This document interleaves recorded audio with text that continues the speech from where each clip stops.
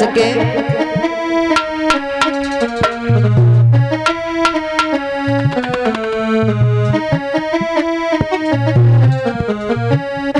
कि गैरों से गिला क्या करे, बोलिए भैया कि गैरों से गिला क्या करे, जब अपने ही बदल गए।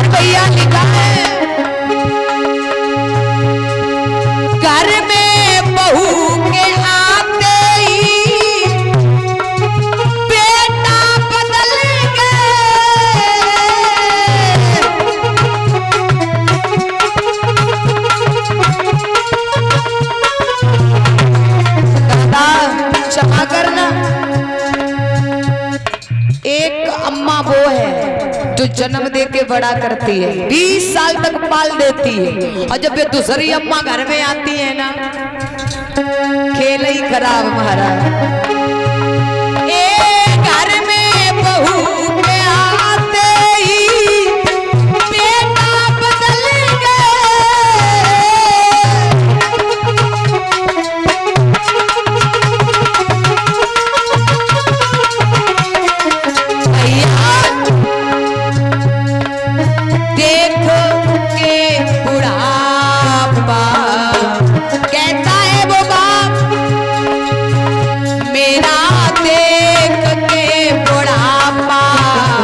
परिवार भी बदल गए।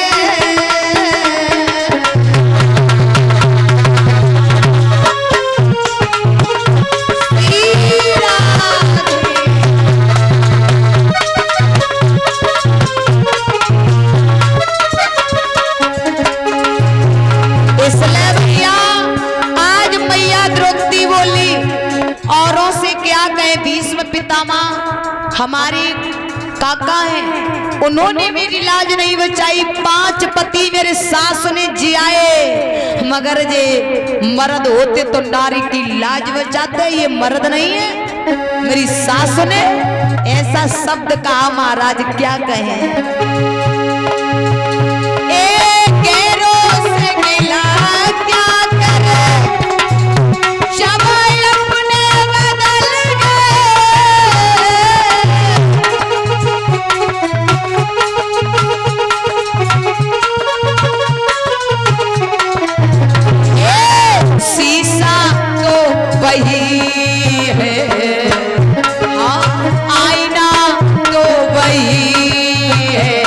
पर चेहरे बदल गए।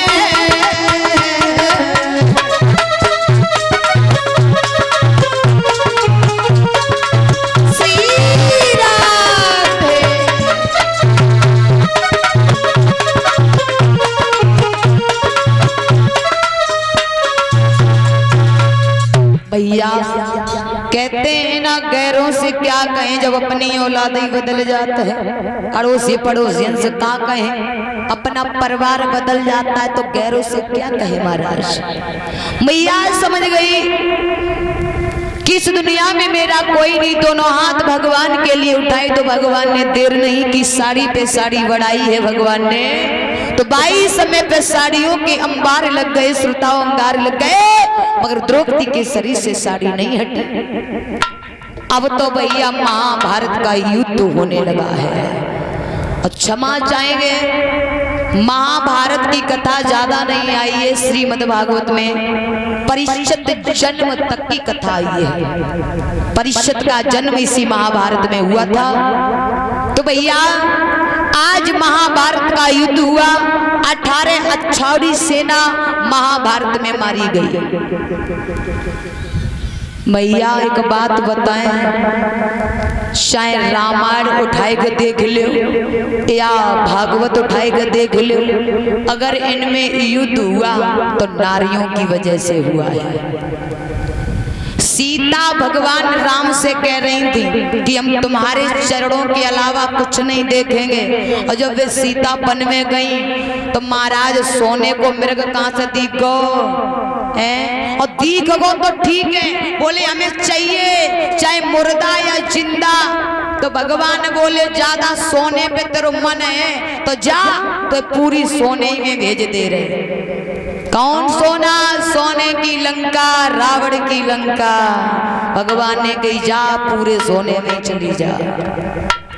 भैया तो कहते हैं ना श्रोता, पति से अगर पति को चाहो तो ठीक है, लेकिन पति से कुछ चाहो तो समझ लेना पति से अलग हो जाते हैं भैया।